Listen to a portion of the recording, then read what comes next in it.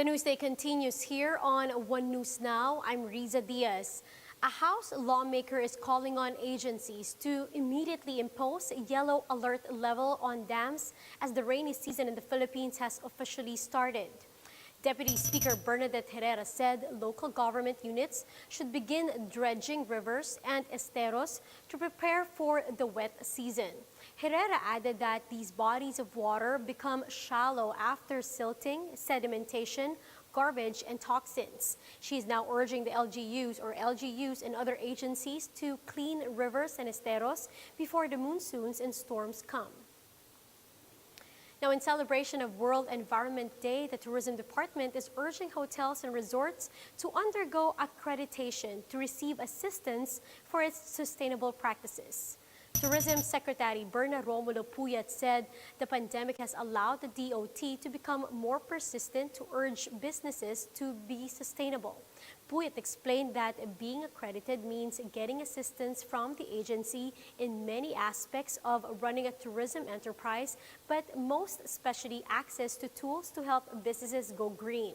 The DOT vows to focus on marketing sustainability to the public and educating them how to be sustainable tourists and support businesses that have green practices.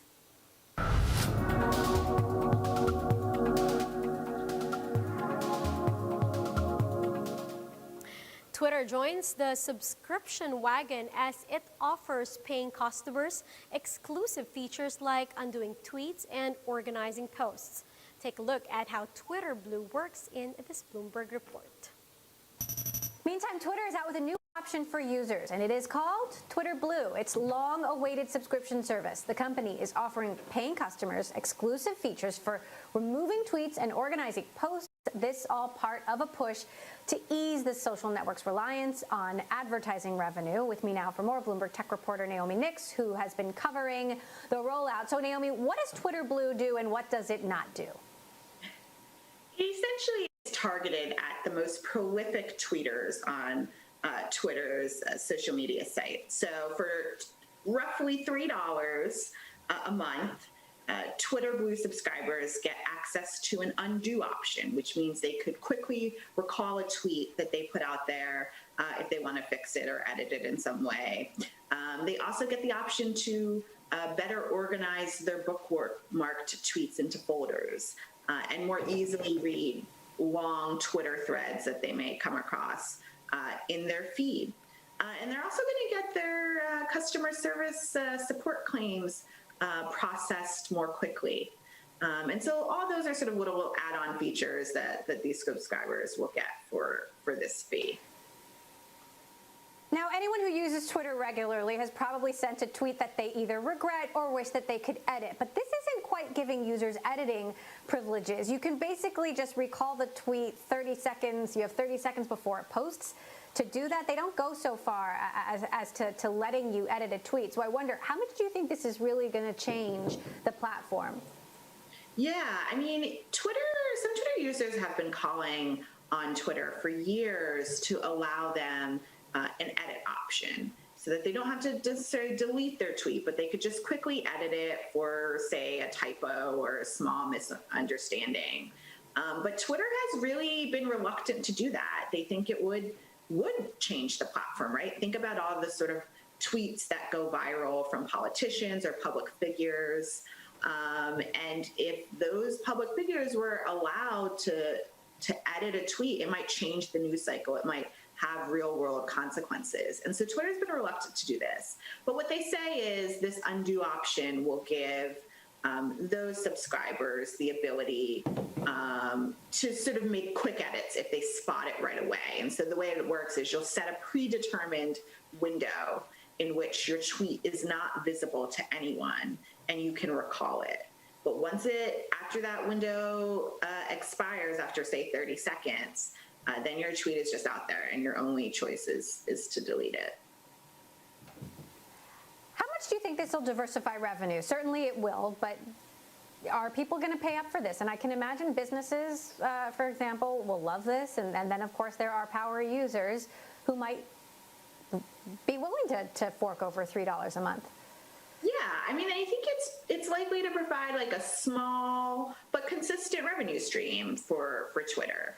Certainly, some of the people you mentioned, social media managers at various businesses and organizations who are whose job it is to manage that organization's social media presence might subscribe. Journalists might subscribe. People who get their news from Twitter all the time and who are sort of constantly pontificating on the day's news might, subscribe for something like this.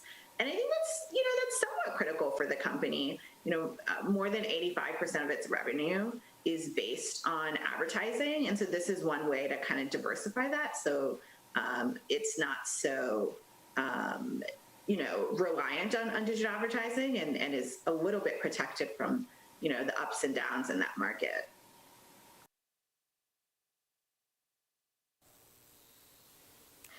Facebook, meanwhile, vows to hold politicians accountable for spreading disinformation by not granting them with blanket immunity anymore. The social media giant said they will enlist experts in assessing content that may threaten public safety after they lift the ban on former U.S. President Trump on 2023. Prior to this, Facebook gives blanket immunity to politicians spreading abusive and deceptive content for being newsworthy. Facebook previously banned Trump for his comments that fueled his supporters to storm the Capitol on January 6.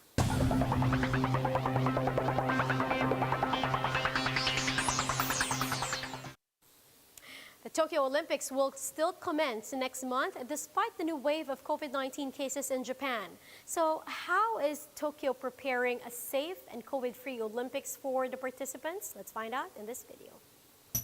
This question of, what are the Olympic Games if there aren't spectators? Most of us watch the Olympic Games from home, absolutely. But, having your fans in the stands as an athlete can be really important to some athletes. And so there will not only be really stringent coronavirus monitoring, which, does put some pressure on these athletes. Like if they're not passing their coronavirus tests, they're not going to be able to compete. And if they're there alone and isolated, the other big kind of surveillance program that has to be quickly stood up and put in place is for mental health, not just physical health, because this is an exciting time for those athletes. It's also a very stressful time. And then, of course, the community also wants to be sure that hosting these games, there are enough medical resources, there's enough surveillance going on. And honestly, it's a really tough balance because in Tokyo, they're still under a state of emergency. So how do you host an international event when the population is under a state of emergency? So it's going to be about right now not asking the question of whether the games should proceed. There are already athletes arriving for their kind of end of training, getting ready for these games. So I think the question now is, what are the measures that have to be put in place if measures that are currently there end up not being sufficient and we see outbreaks?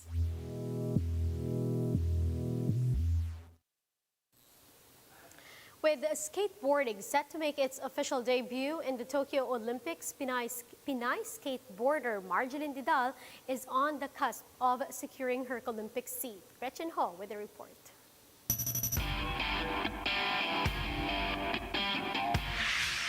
From the streets of Cebu to Tokyo,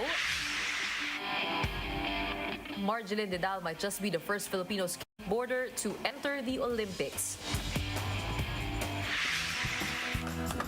After placing 17th, she now advanced to the semifinals of the World Street Skateboarding Championships in Rome, Italy. Landing in the top 3 will guarantee her an Olympic spot. Despite the COVID-19 pandemic, Marjeline and her team make the most out of the remaining competitions to train and ride alongside the world's best skaters. Kailangan talaga maka-experience ng iba't ibang skate park or iba't ibang lugar kasi just to see kung gaano ako komportable ako or gumawa ng tricks sa iba't ibang lugar. With skateboarding's newfound popularity as a sport, Marjolin is already paving the way for other skateboarders. In her young career, she has already bagged an Asian Games gold medal in 2018 and 2 golds in the 2019 Southeast Asian Games. With this, Marjolin has been featured on the Olympic Channel to share her skateboarding journey. Parang di mo in-expect na ma-feature yung skateboarding sa Olympic and gonna be in the Olympic.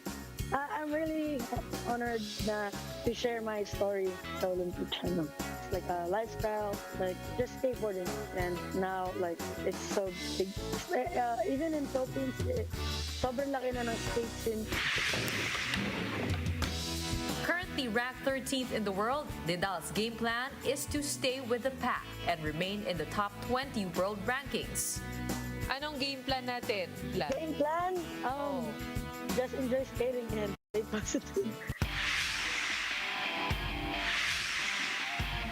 But it's not just the Olympic dream for Marjolin. She hopes to create better and safer spaces for all skateboarders in the country.